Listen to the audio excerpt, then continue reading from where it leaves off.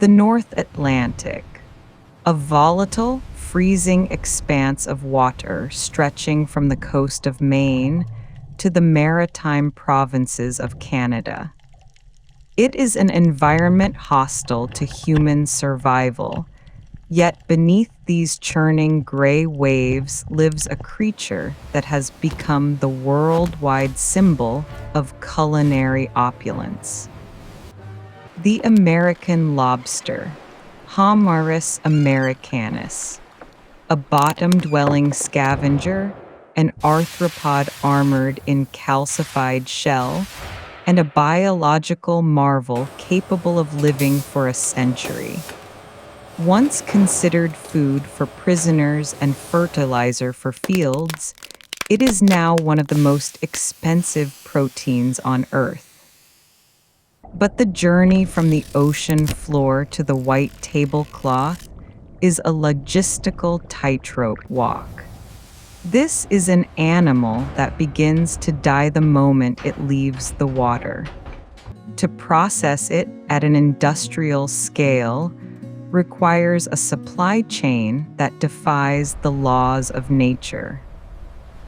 How do you process millions of pounds of live, aggressive crustaceans?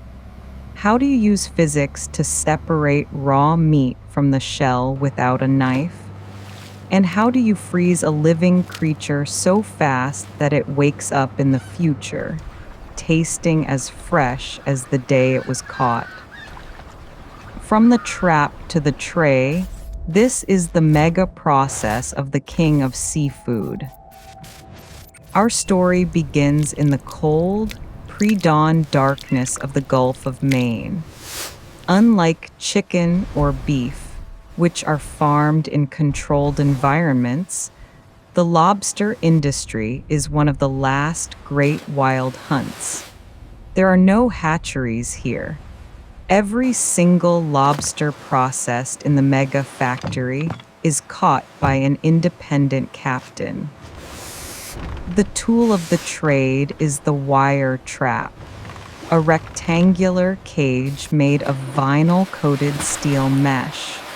It is a design perfected over a century. It operates on a simple principle: greed. The trap is divided into two rooms: the kitchen, where the bait is placed, and the parlor, where the lobster eventually becomes trapped. The bait is usually salted herring or menhaden, oily fish with a strong scent trail that travels for miles underwater. Lobster fishing is a game of territory and memory. Each captain paints their buoys with a unique color combination, registered with the state. This is their signature on the ocean. The rope wraps around a hydraulic pot hauler. This winch does the heavy lifting, pulling the 40-pound trap up from depths of up to 300 feet. As the trap breaks the surface, the adrenaline kicks in. This is where biology meets the law. The lobster fishery is arguably the most regulated and sustainable in the world. Every lobster that comes on board must pass a strict physical exam. The first test is size. The captain uses a brass gauge to measure the carapace length. It must be at least 3¼ inches. Anything smaller is a short and must be thrown back to grow. But there is also a maximum size, 5 inches. The large lobsters are the breeders, the genetic superstock of the ocean. By protecting the largest animals, the fishery ensures that the strongest genes remain in the pool to produce the next generation. If a female is carrying eggs, known as a buried female, she gets a special pass. The captain cuts a small V-shaped notch into her tail flipper. This V-notch is a signal to all other fishermen. Even if she is not carrying eggs next season, that notch remains for up to 2 molt cycles. It tells the next boat, do not keep her. She is a mother. This self-policing conservation method has allowed the lobster population to explode while other fisheries have collapsed. The keepers are immediately banded. Thick rubber bands are placed over their crusher and pincher claws. This isn't just to protect the fishermen's fingers. Lobsters are cannibals. In the confined stress of a tank, they would tear each other apart within hours. Unlike a fish, which dies quickly out of water, a lobster can survive for days on land, provided it is kept cool and damp. This is due to their unique gill structure. Their gills are hidden under the carapace in moist cavities. As long as these membranes stay wet, the lobster can extract oxygen from the air. This biological quirk is the foundation of the entire global live lobster trade. The boats return to the buying station. Here, the catch is weighed and transferred into floating crates. This is the aggregator. The buying station collects the catch from dozens of small boats until they have enough volume to fill a semi-truck. The lobsters are kept in the harbor water to reduce stress. Stress is the enemy of quality. A stressed lobster produces lactic acid, which sours the meat and weakens the animal. The lobster truck is a specialized vehicle. The trailer is kept at a frigid 38 degrees Fahrenheit. The lobsters are packed tight. Surprisingly, they prefer to be crowded. In the wild, they are solitary, but in transport, the pressure of other bodies calms them down, a phenomenon known as stigmataxis. They enter a state of dormancy, their metabolism slowing to a crawl. They are now ready for the journey to the mega facility. We arrive at the processing plant. This facility handles up to 50,000 pounds of lobster a day. The truck unloads directly into the tank room. This is the purgatory. The lobsters need to recover from the truck ride. They are placed in a shower system, stacks of trays where chilled, oxygenated seawater rains down over them constantly. This mimics the ocean environment, but allows for higher density storage. The water chemistry is monitored by computers. Biofilters use bacteria to eat the ammonia the lobsters excrete. If the ammonia spikes, the lobsters die. It is a closed-loop life support system for $1 million worth of inventory. After recovery, the sorting begins. Not all lobsters are created equal. The industry divides them into 2 main categories: hard shell and soft shell.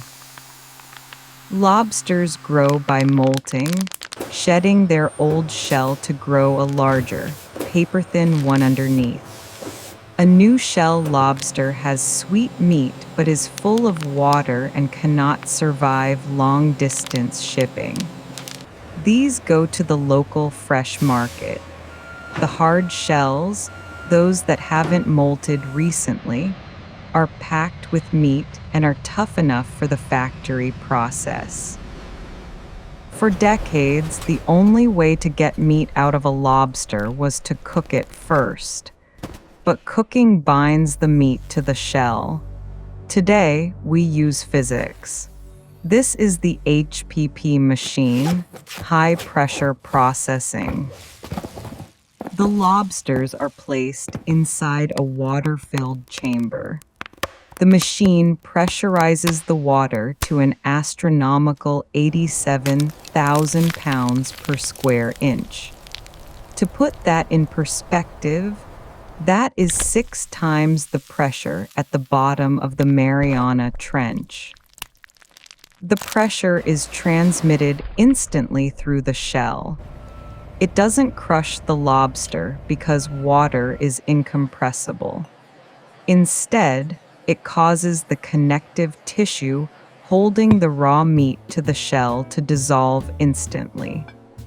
Simultaneously, it kills 99.9% of bacteria, effectively pasteurizing the meat while it is still raw. The result is cold shucked lobster.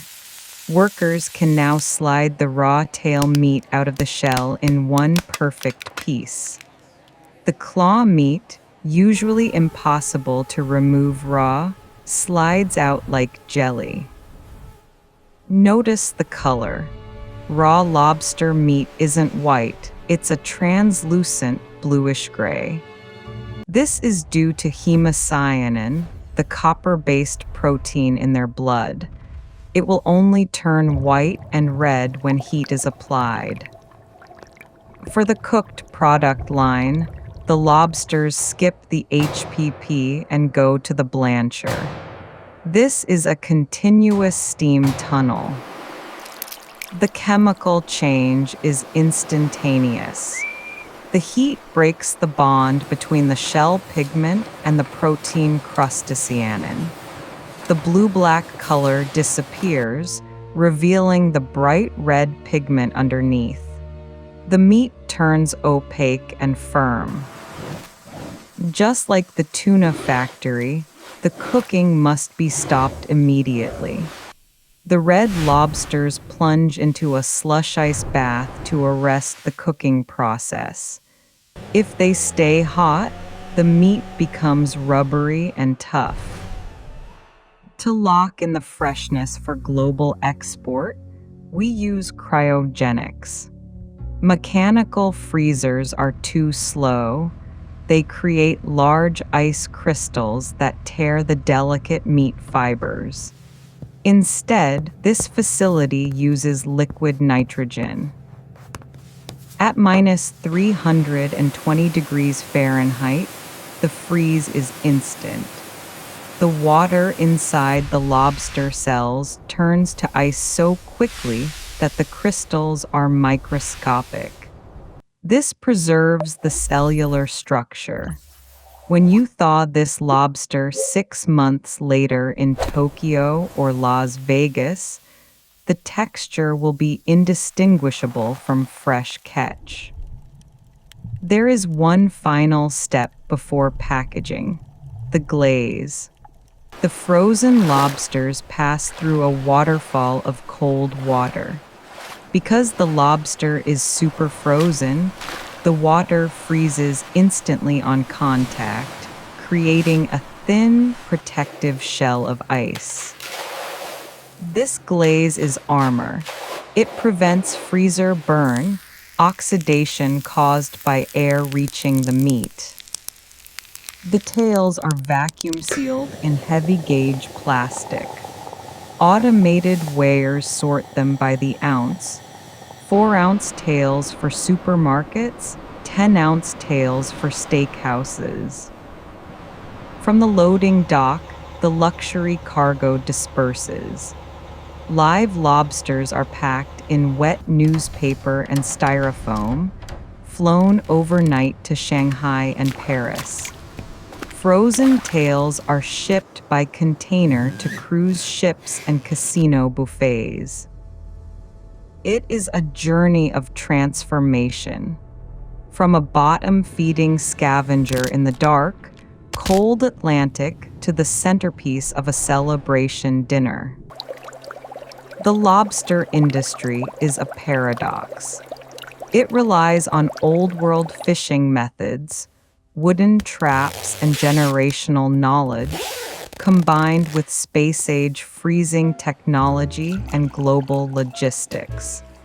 It is a precarious balance between man and nature, maintained by strict conservation and the relentless demand for luxury. So the next time you crack a claw, remember the cold, the waves, and the sheer effort it took to bring the king of the ocean to your plate. Inside the seafood facility, the wild ocean is tamed, one trap at a time.